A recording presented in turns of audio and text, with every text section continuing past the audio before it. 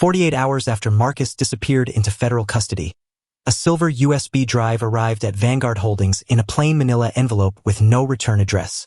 Inside that tiny piece of hardware, buried beneath 3 layers of military-grade encryption, sat $40 million worth of digital proof that the Chicago syndicate's most trusted financial officer had been bleeding the northern docks dry for 6 straight months. The board of directors didn't discover the breach. The security analysts didn't flag the anomaly. A woman who used to hide behind oversized sweaters and apologize for breathing found it in 45 minutes while drinking cold tea at a mahogany desk she wasn't supposed to touch. Arya wasn't trembling anymore. She wasn't checking over her shoulder for ghosts. She wore a tailored charcoal suit that fit like armor, and when she walked into the executive boardroom carrying that silver drive, 12 Harvard-educated accountants went completely silent. Ethan stood at the head of the table, arms crossed, watching her with an expression that looked nothing like the drunk, shattered man who had passed out against her bedroom wall weeks ago. This was the syndicate king in his natural element, calculating, lethal, and entirely focused on the woman who had just handed him a loaded gun aimed directly at his oldest rival. Would you trust a stranger with your empire, or would you burn it all down to protect what's yours? Drop trust or burn in the comments right now. This is what happens when a hunted woman stops running and picks up the knife. The boardroom smelled like expensive cologne, leather-bound folders, and barely concealed panic. Arya set the pulsing silver drive in the exact center of the polished table, its rhythmic red light blinking like a tiny heartbeat counting down to someone's execution. Henderson, the chief financial officer, cleared his throat. Sweat beaded along his hairline despite the aggressive air conditioning. 9 years of faithful service. 3 Ivy League degrees. A corner office overlooking Lake Michigan. None of it would save him.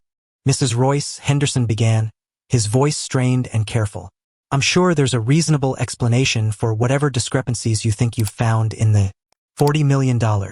Arya's voice cut through his rehearsed deflection like a scalpel. She didn't raise her tone. Didn't need to. Siphoned through Terminal 4 Customs invoices over 6 months using an automated script that required executive-level dual-factor authentication to execute every night at midnight. She turned the laptop screen toward the table.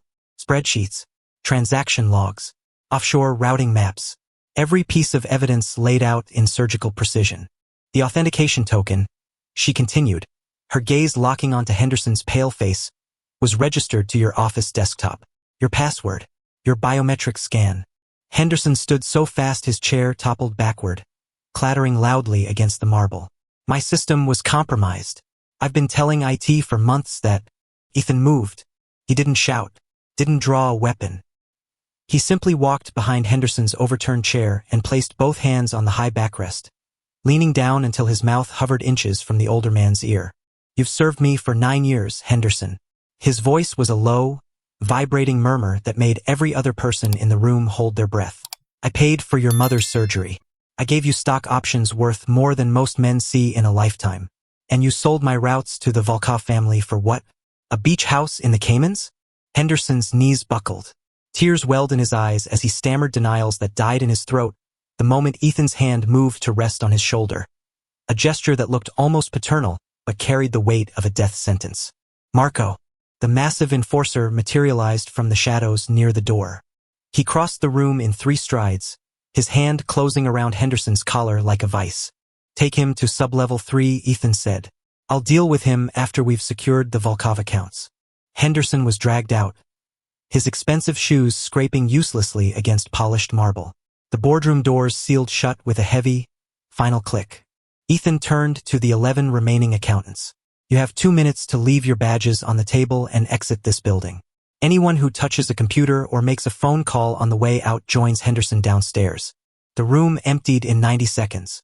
When the last door closed, silence wrapped around them like a physical presence. Ethan looked at Arya, really looked at her, and the cold mask of the syndicate king cracked just enough to reveal the man beneath. 40 million, he said quietly. My entire security division spent 3 weeks chasing shadows, and you gutted the pipeline with a laptop and a cup of tea. Arya stepped closer. She rested her hands against his chest, feeling the steady, powerful thud of his heartbeat beneath expensive fabric. They weren't just stealing money, Ethan. Her voice dropped. I traced the final accounts. The Volkovs used your own funds to buy every commercial property surrounding this building. They're not planning a street war. They're building a perimeter to choke your supply lines from the inside. His jaw tightened. The muscle beneath his ear jumped. They bought the building across the street 3 days ago. Arya continued, pulling a folded paper from her pocket and pressing it against his chest. The one with a direct line of sight into your penthouse bedroom. The temperature in the room plummeted. Ethan's entire body went rigid. His breathing stopped for 2 full seconds as the tactical implications locked into place behind his eyes. Marcus had been a distraction. A loud, messy decoy designed to keep Ethan's focus on the lobby, while the real threat quietly assembled a sniper grid aimed at the woman sleeping in his bed. Arya thought finding the financial leak would end the threat. She had no idea the Volkov family had already positioned their final piece on the board, and it was aimed directly at her skull. Ethan grabbed the encrypted radio clipped to his belt. His voice, when he spoke into it, carried the cold precision of a general deploying wartime assets. Black out the penthouse. Full tactical lockdown. I want 2 breach teams in the building across the street in under 10 minutes. Marco, seal the underground garage. No one in or out without my personal authorization. He turned back to Arya, his hand closing around her wrist. Not rough, but absolute. We're leaving this tower. Now, there's a safe house in the northern hills with reinforced concrete and 10 of my best men. You stay there until I bring Viktor Volkov's head back in a box. Arya planted her heels into the carpet. She didn't pull away, but she didn't move forward either. No. Ethan's eyes darkened. This isn't a negotiation, Arya. You're right. It's not. She met his gaze without flinching. You locked me behind steel once because you thought I was fragile. But I'm not the woman who hid in your penthouse crying over photographs anymore. You burned that contract the night you told me I was yours. You don't understand what Viktor Volkov does to. I understand perfectly. Her voice sharpened. He dismantles. He breaks minds before bodies. But if you lock me in the hills, you blind yourself. I know the routing better than your underbosses. I know which accounts pay his mercenaries, and I can freeze them in real time from the mainframe in this building. She reached up, cupping his face with both hands, forcing him to hold her gaze. Let me fight with you. Not in the streets with a gun, but from the command vault. Turn me into your weapon, Ethan. Prove to the world that the woman you chose doesn't hide when the walls come down. Silence stretched between them. His chest heaved as primal instinct to shield her ward with the tactical reality that she was the most lethal asset he possessed. Slowly, his hands covered hers. He leaned down, pressing a hard, desperate kiss to her lips. A kiss that tasted of gunpowder, devotion, and inevitability. The vault, he finally growled against her mouth.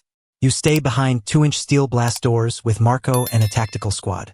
You freeze every cent Viktor owns. And if the perimeter breaks, you pull the emergency suppression lever and seal yourself in until I return. Understood.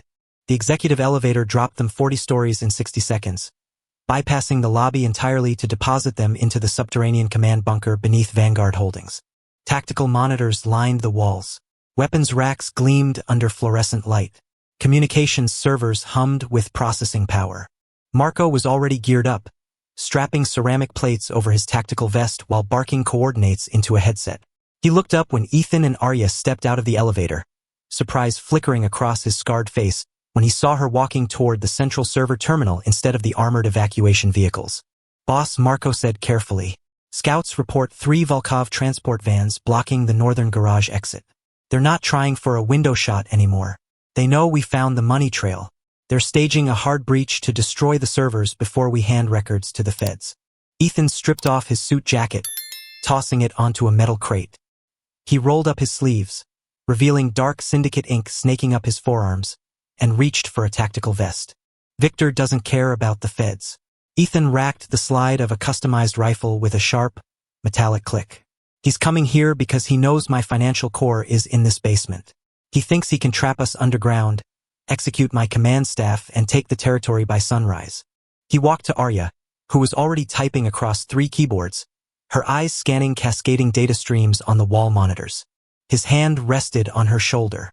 She paused, pressing her cheek briefly against his glove, before returning her focus to the digital battlefield. Seal the blast doors the second my boots clear the threshold, Ethan told Marco without looking away from Arya.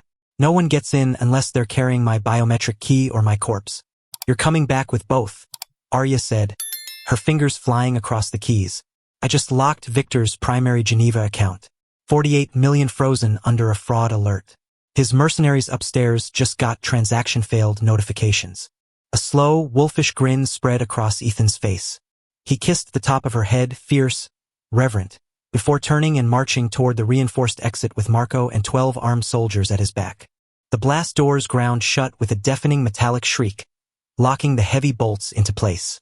For 20 minutes, the only sounds in the vault were Arya's rapid keystrokes and the occasional static crackle of the encrypted radio. Through the audio feed, she heard distant gunfire echoing through the parking garage above. Muffled pops punctuated by Ethan's harsh, barked commands. She didn't let her hands shake. Every gunshot over the frequency drove her fingers faster, systematically hunting down shell companies, crypto wallets, and real estate holdings linked to the Volkov name. She wasn't just freezing money. She was erasing Viktor Volkov's entire criminal empire from the global financial system. Suddenly, the overhead lights flickered and died. Emergency generators hummed to life, bathing the room in low red light. The tactical radio squealed, then went silent. Communication relay severed. Arya stood slowly. The 2 junior analysts assigned to assist her shrank back against the server racks, eyes wide with terror as a heavy metallic thud echoed from the ceiling. Someone wasn't coming through the blast doors.